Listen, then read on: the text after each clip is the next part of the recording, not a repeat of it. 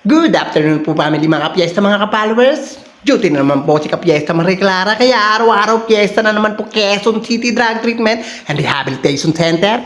Ang niluto po nating tanghalian ng family ay pork estofado po, kaya family mga kapiesta, busog-lusog na naman po ang tanghalian natin.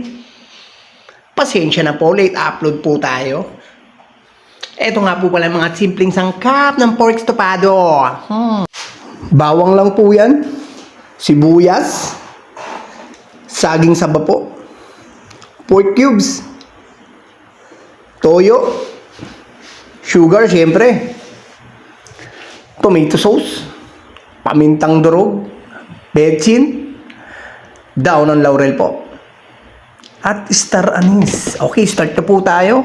Salang na po tayo ng malaking kawali at sisindihan na natin yan.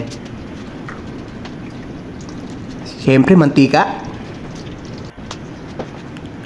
At ilagay na nga po natin itong bawang, sibuyas, mekos-mekos. At isusunod na po natin itong pork, syempre. Ito naman sa kabila. At kailangan pantay po yan para parehas lang ang lasa niya. Hindi magkaibang lasa, syempre. Lagyan na po natin ng toyo.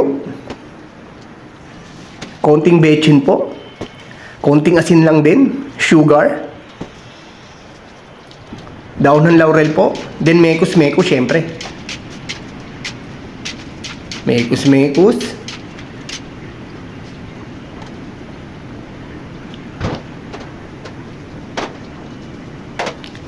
Okay, takpan na po muna natin.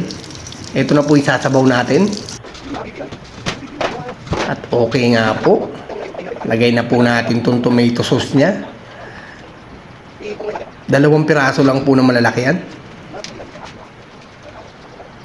Ito po ang pork estofado na version ni Kapiesta. Nilagyan ko na po ng ano yan, star anise.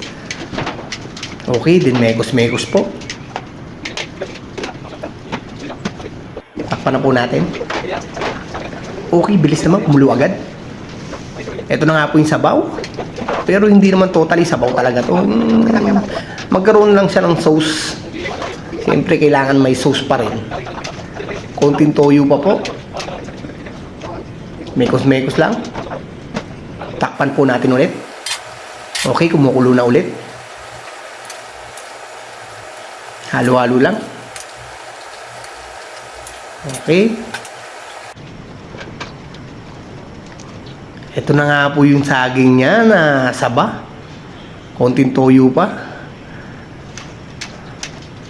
Kadalasan po ito, piniprito po yung saba. Dito po kasi kailangan mabilisan po ang luto natin. Nilagyan na rin po natin ng pampalapot yan na cornstarch. Okay po, malapit na nga po ito. Buksan po natin ulit. Then mekos-mekos again. Kunti na lang po, malapit na po ito maluto. Siyempre, titikman natin.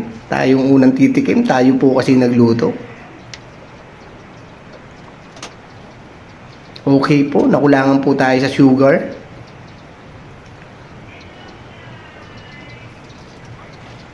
At konting toyo.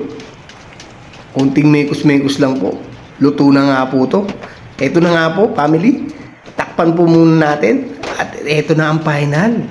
Luto na nga po ito, family mga kapiesta. Okay na to.